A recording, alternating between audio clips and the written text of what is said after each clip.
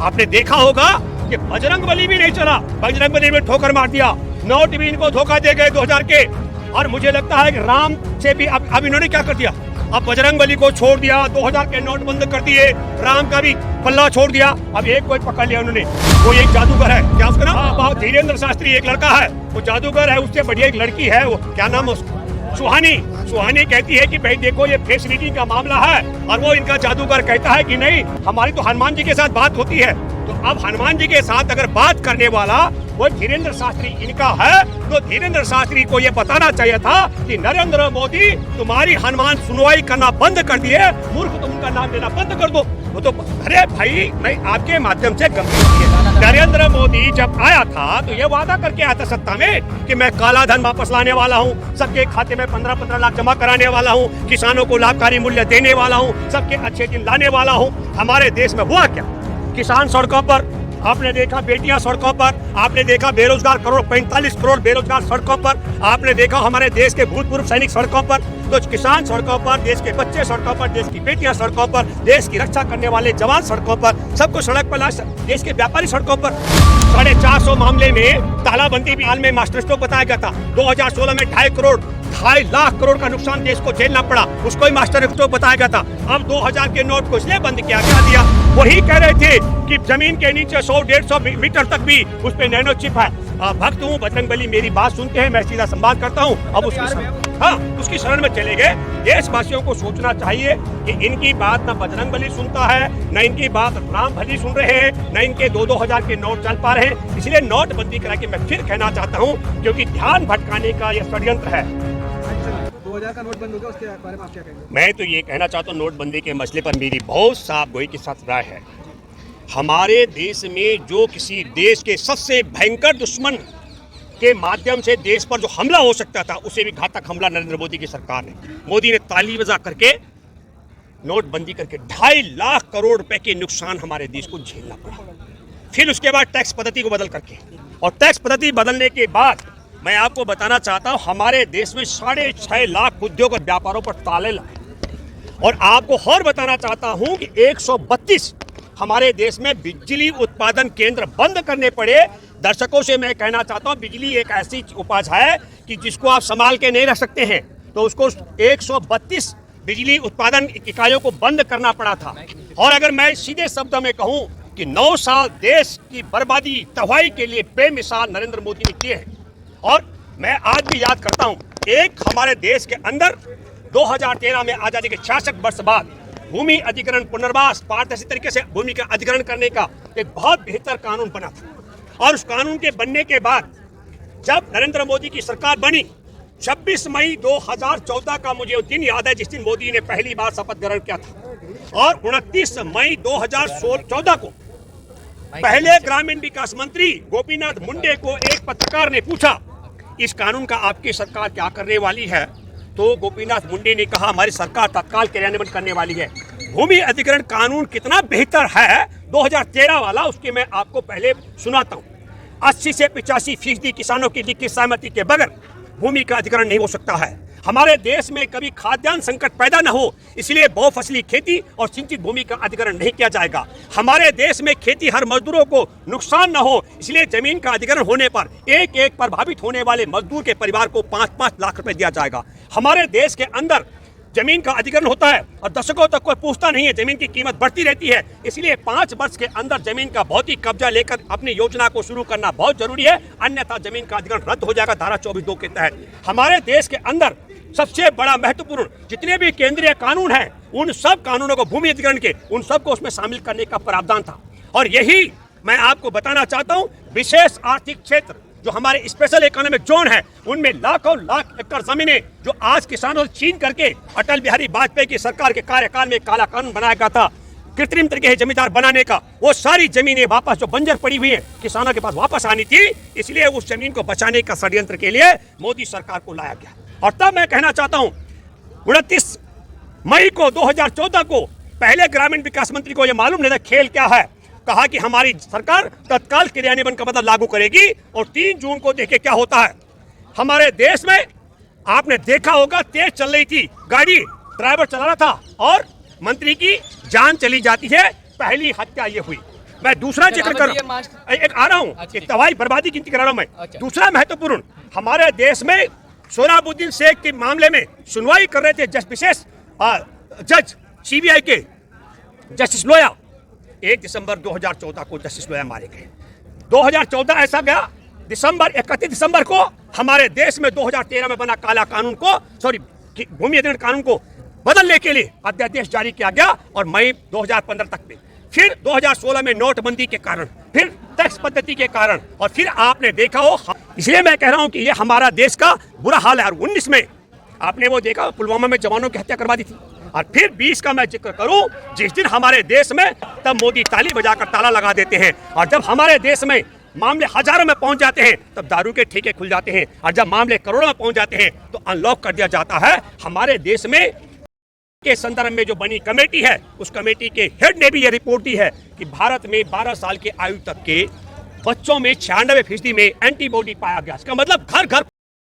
तब हम ये भी कहना चाह रहे हैं कि ये जो नोटबंदी का खेल है, 2016 में 2.5 लाख करोड़ का हमारे देश ने नुकसान झेला है। ये तानाशाही का मामला। अब नरेंद्र मोदी कह रहे हैं मैं नोटबंदी कर रहा हूं। तब मैं कहना चाहता हूं, 2016 में नोटबंदी करते समय मोदी ने कहा था इस देश में आतंकवाद खत्म हो जाएगा। तब हम एक दावा करते हैं कि नरेंद्र मोदी ने कहा था कि आतंकवाद खत्म हो जाएगा, और 14 फरवरी 2019 को पुलवामा में जो आतंकी हमला करा करके हमारे जवानों की हत्या करा दी गई, जब नोटबंदी से आतंकवाद खत्म हो गया था, तो वह आतंकियों को फाइनेंस किसने किया?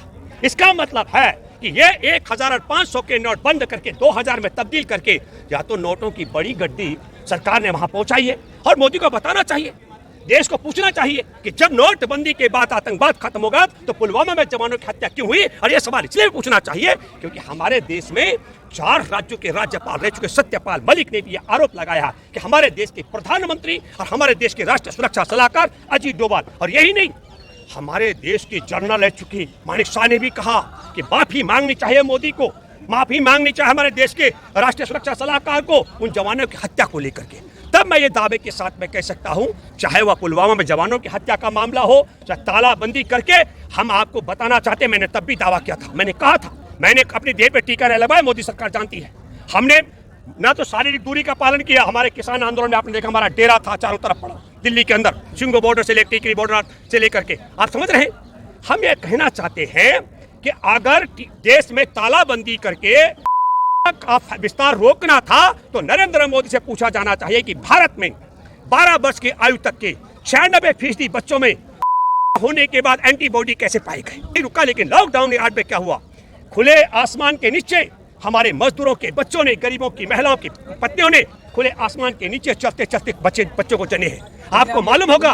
लेकिन अब ये 2000 की जो नोट बंद हुए तो अब वो मास्टर स्ट्रोक बताया जा रहा है। देखिए, मास्टर स्ट्रोक तो इसका 450 मामले में तालाबंदी भी हाल में मास्टर स्ट्रोक बताया गया था। 2016 में 2.5 लाख करोड़ का नुकसान देश को झेलना पड़ा, उसको ही मास्टर स्ट्रोक बताया गया था। अब 2000 के नोट को इसलिए बंद किया गया, मैं आपके माध्यम से कहना चाहता हूँ दावे के साथ में, कर्नाटक में जिस हिसाब से इन्होंने 2-2000 के नोटों का वितरण किया, हर उसका नोट फेल हो गया, लोगों ने नोट लेकर के पैसा वोट नहीं दिया।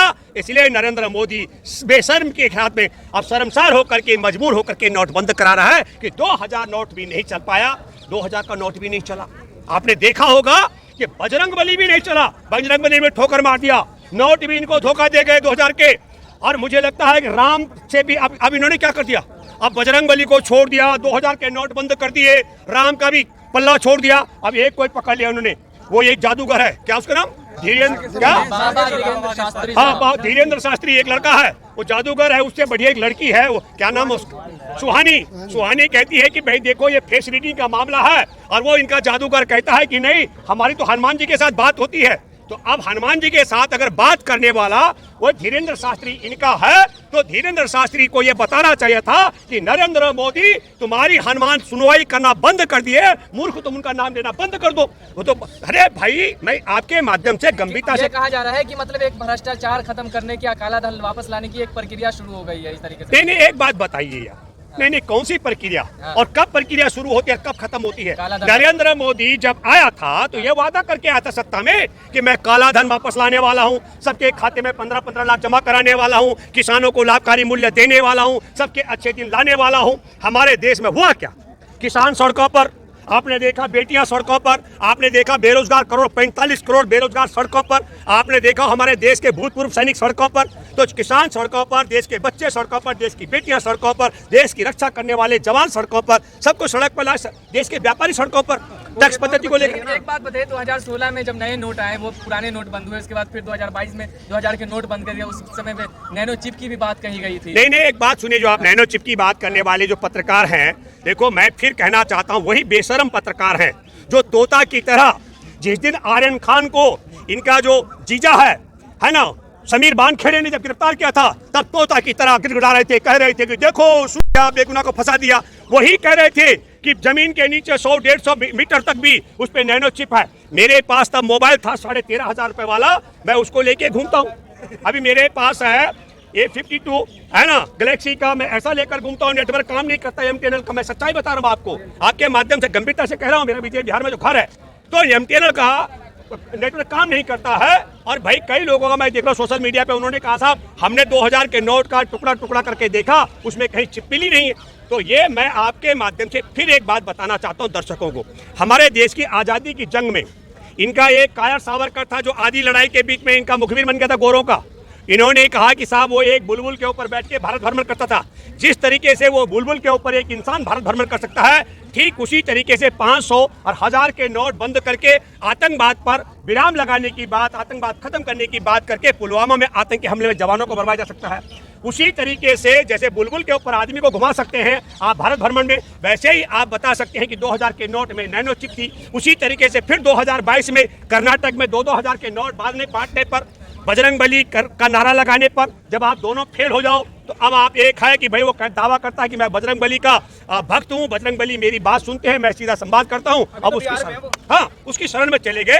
देशवासियों को सोचना चाहिए कि इनकी बात ना बजरंगबली सुनता है, ना इनकी बात राम भली सुन रहे हैं, ना इनके 2-2 के नोट चल पा रहे हैं। इसलिए नोटबंदी करा के मैं फिर कहना चाहता हूँ, क्योंकि ध्यान भटकाने का यह षड्यंत्र है। क्या षड्यंत्र? झटका लगा कि नहीं? तीन बड़े कारण है। देखिए ये मास्टर को, इनका मास्टर स्ट्रोक क्या है, हमारे देश के 4 राज्यों के राज्यपाल ने, सत्यपाल मलिक ने कहा पुलवामा में जवान मरवा दिए, हत्या करवाई जवानों के, 40 जवानों के, इससे ध्यान भटकाने का षड्यंत्र है। और तीसरा महत्वपूर्ण ध्यान भटकाने का है, हमारे देश के सामरिक दृष्टि से बंदरगाह, एयरपोर्ट और हवाई क्या कहते हैं रेलवे लाइन और हमारे जो हथियार बनाने की कंपनियां, चीनी का एक नागरिक है चांग चुंग लिंग, उसके साझेदार और गौतम अदानी को बेचने का जो षड्यंत्र, से ध्यान भटकाने का षड्यंत्र है। और हमारे देश की 45 करोड़ आबादी, इस समय जो आबादी कह रहा हूं मैं, युवाओं की जो बेरोजगारी की कतार में खड़ी है, हमारे देश के, आपको मालूम है कि वो उन्होंने रोजगार की इच्छा ही त्याग दी है।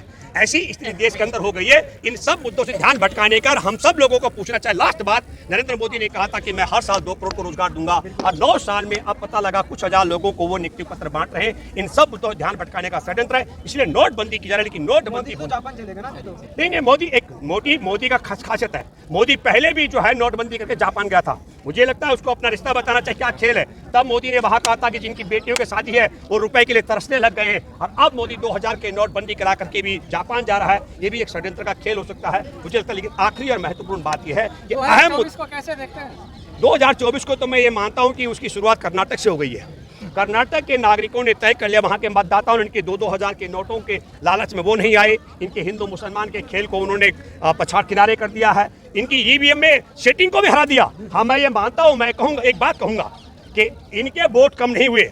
यहाँ बेटियाँ बैठी हुई हैं, पुलवामा में जवानों की हत्या का मामला सत्यपाल मलिक ने उठाया है, और हमारे देश के साथ सामरिक दृष्टि से जो चीनी पार्टनरशिप है अदानी की, इन 3 मुद्दों पर भी मैं एक बात कह सकता हूं। ये कहते हैं हम राष्ट्रवादी हैं, कैसे राष्ट्रवादी हैं? 40 जवानों की हत्या कराने के मामले में इनका वोट कम नहीं होता है। हमारे देश के चीन के साथ में सामरिक दृष्टि से चीन को बेचे गए तमाम हमारा एयरपोर्ट से लेकर के बंदरगाह तक और हथियार बनाने की कंपनियां, और उसके बाद भी वोट कम। सुनो, मैं ये कह रहा हूँ कि इनका वोट बैंक देश के साथ गद्दारी, और जो हमारे देश की बेटियों के साथ है, संविधान के साथ है, इंसान के साथ है, भाईचारे के किसान के साथ है, वो वोट हमारा देश का एकजुट नहीं होता। मैं अपील करता हूँ 2024 में मुझे लगता है कि कर्नाटक से शुरुआत हो चुकी है, और ये शुरुआत बहुत आगे बढ़ने वाली है। मैं देश के लिए, मैंने कहा कि जो हमारे देश के संविधान के साथ, लोकतंत्र के साथ, किसान के साथ, आम इंसान के साथ, बेटियों के साथ है, उन सब मतदाताओं से मैं अपील करता हूं वो एकजुट हो जाए ताकि ये देश के गद्दारी कराने में भी इनका वोट बैंक, मैंने क्या कहा, इनका वोट बैंक गोलबंद होता है जब देश के गद्दारी में पकड़े जाते हैं, जब देश के किसानों के साथ लूटपाट में पकड़े जाते हैं। और जो हमारे देश में किसान के, जवान के, देश के संविधान के, देश के इंसान के साथ खड़े हैं, वो वोट बिखरा रहता है। उसकी एकता मुझे कर्नाटक से दिखी है। ये शुरुआत हुई है 2024 के लिए। मोदी चल रहा है, कहाँ चल रहा है? अच्छा एक बात बताइए, मोदी कितने राज्यों में भैया? जहां जहां मोदी भाषण दिया है वहीं वहीं मोदी हारे हैं, वहीं वहीं भाजपा हारी है। ये आपको बता दूं।